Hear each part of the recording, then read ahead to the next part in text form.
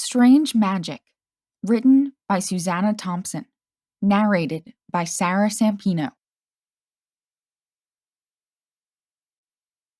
Chapter 5. I stared at myself in the mirror on Monday with a fierce determination to move on with my life. I had felt like a fool for thinking that Duncan was going to kiss me. My dream had brought on an infatuation with him, but it was over now. I squared my shoulders and went downstairs for breakfast. Dad's mouth dropped open. He stared at me as if he had never seen me before. "Oh," Mom gushed. "You look adorable in that color." Dad found his voice. That's not the word I was going for. Are you sure that's appropriate for school? "It's fine," Mom said. "She looks lovely and feminine." Caitlin had declared this look to be sexy sweet. She had been thrilled when I had asked her to go shopping with me and change my image. I was wearing a pink mini dress with a cinched waist and flared skirt. Dad continued to protest. I thought that you just bought school clothes. How many outfits do you need? "Don't worry, Dad. I paid for it with my babysitting money." "Calm down, Jim," Mom said. "Susie is smart and responsible. What are you worried about?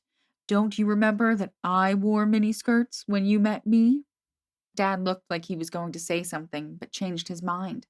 With Mom on board, he realized that arguing further was futile. I told myself that I wasn't nervous. I just wasn't hungry.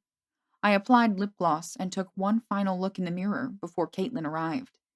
"Wait until Duncan sees you." Caitlin admired her handiwork. "You're going to give Mandy a run for her money." "This is not about Duncan. I'm doing this for myself." "You go, girl," Caitlin said. "Don't mock me," I snapped at her. "What? I believe in girl power. You need to relax. There's no reason to be nervous. You look great." All too soon, we had arrived at school. As we walked to our lockers, I noticed that more guys than usual said hi to me. Even Brad. I couldn't remember him ever speaking to me before. "Smile," Caitlin said. "The clothes are only one part of changing your image. You can't be looking at the floor all the time." I opened my mouth to argue, then closed it. I had asked for her help, and I needed to listen to her advice. It worked, too. I found that when I smiled at people, they usually smiled back. I began to feel more confident. My nervousness only returned when I was walking toward English. I braced myself for seeing Duncan. "Stop it," I told myself. "He's just another guy. Who cares what he thinks?" I pointedly ignored him as I took my seat.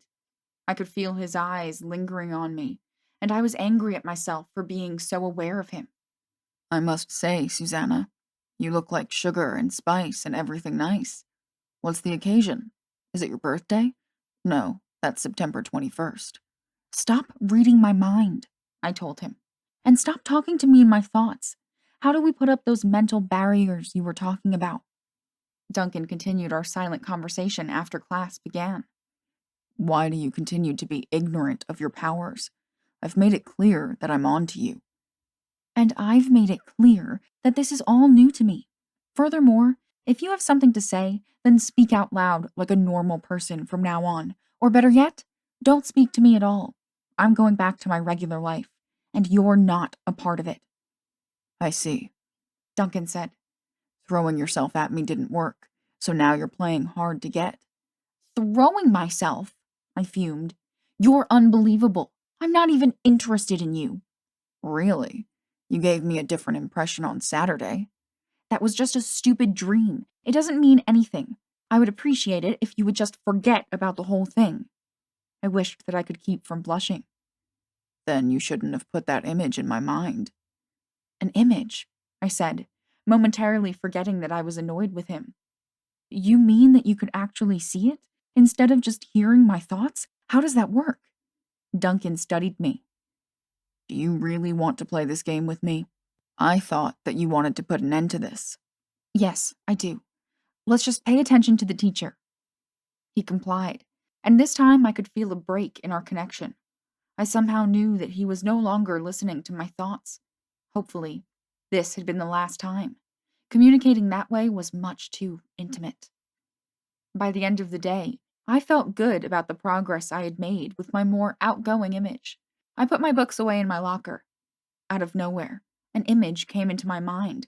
Duncan was there, leaning over me with my back pressed up against the locker.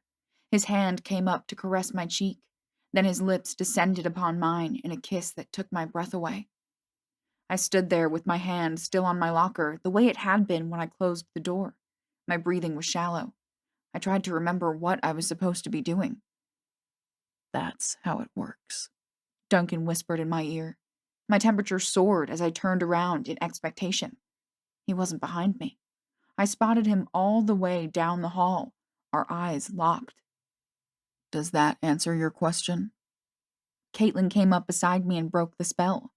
Ready to go? Oh, Susie, you look flushed. She put a hand up to my forehead. You feel hot. Are you sick again? I'm fine, I muttered. I saw Duncan's amused expression.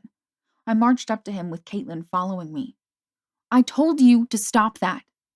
I was just answering your question, Duncan replied smoothly. Aren't you going to introduce me to your friend? I continued to glare at him. So rude, he said. He turned toward Caitlin. I'm Duncan. She took the hand he offered her. I'm Caitlin. It's nice to finally meet you. It's nice to meet you too. Duncan smiled warmly at her. It's great how you guys have that mind thing going on. Caitlin! I was aghast. Luckily, Mandy showed up then and prevented Caitlin from saying something even worse. Duncan was apparently driving Mandy home. As he left with her, he had a parting shot for me. Now we're even, he said, in a way only I could hear.